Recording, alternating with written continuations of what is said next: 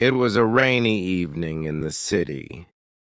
Liam walked quickly through the empty streets, his coat soaked and his shoes squelching with every step.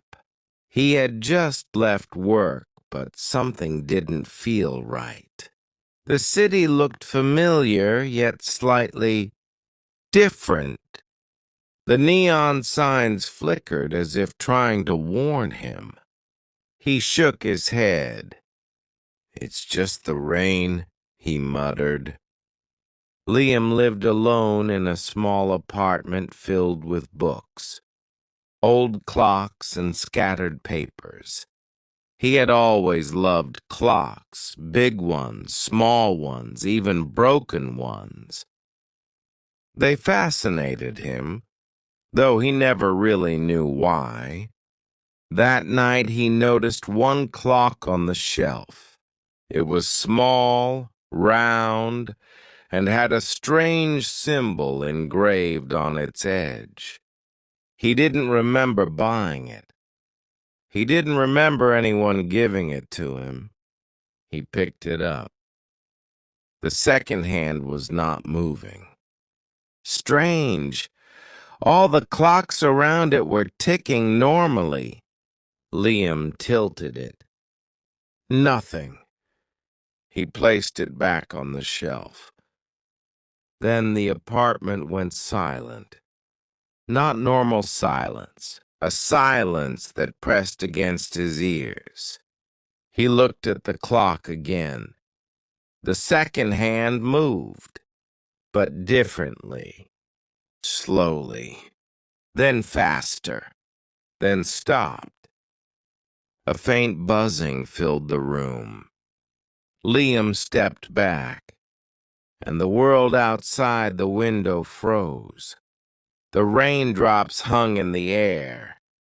A bird stopped mid-flight. Even the neon signs paused their flicker.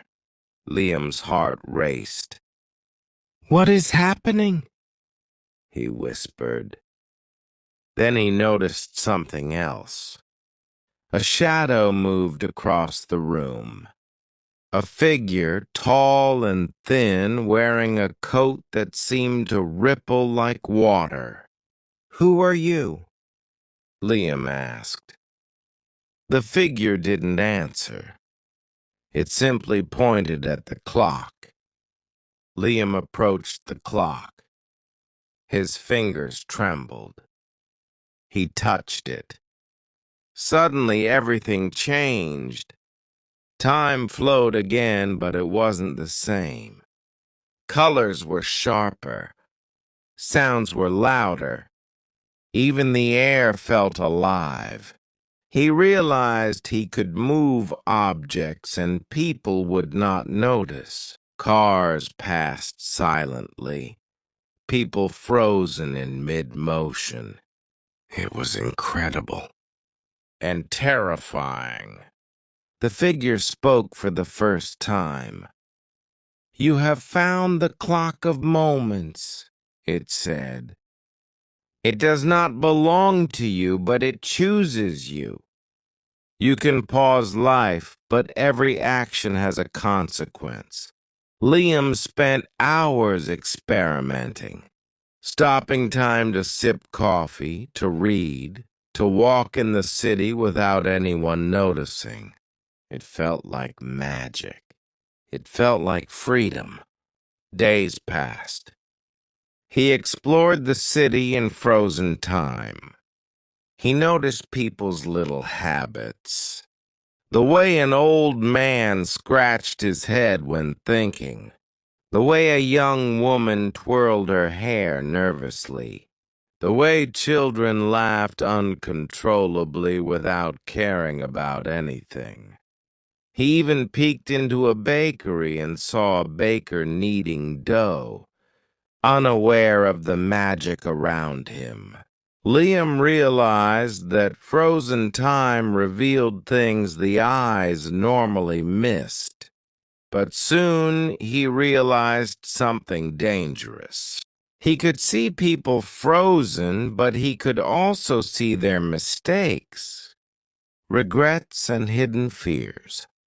Time was no longer neutral. It was full of emotions, memories, and invisible threads connecting everyone. One day he paused time and saw himself as a child, afraid, lonely, curious. He remembered hiding behind the curtains during a thunderstorm. He remembered wishing for adventure and telling no one. He realized that by stopping time, he couldn't change the past, only observe. The weight of choice became heavy. He wanted to return the clock, but it was gone. The shadow had disappeared. Liam understood. Time is not meant to be paused. It is meant to be lived. A week later, he discovered something new. He could not only pause time, but also glimpse the possibilities of the future. In one frozen moment, he saw himself walking through the city smiling, talking confidently to strangers, exploring streets he had never visited. In another frozen scene, he saw himself lonely and afraid, hiding in the same apartment, never daring to change. Every choice created a new thread. Every thread was visible in the frozen world. Liam spent nights watching the threads, learning, understanding. He realized that life was like a vast clockwork machine. Every second mattered. Every small decision could create enormous ripples. One night, exhausted from the constant observation, Liam fell asleep holding the clock. He dreamed of the shadow figure again. "This is your gift," it said softly. "Use it wisely, or it will become your curse." Liam woke up suddenly. Morning light filled the apartment. He looked at the clock. It was ticking normally now. Was it all a dream? He wasn't sure. From that day on, Liam kept one clock in his hand. Not to stop time, not to control it, but to remind himself every moment is precious. Every second counts.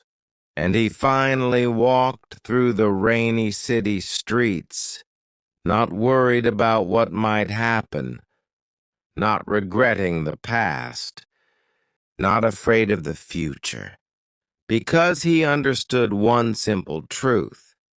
Living fully is the only true magic.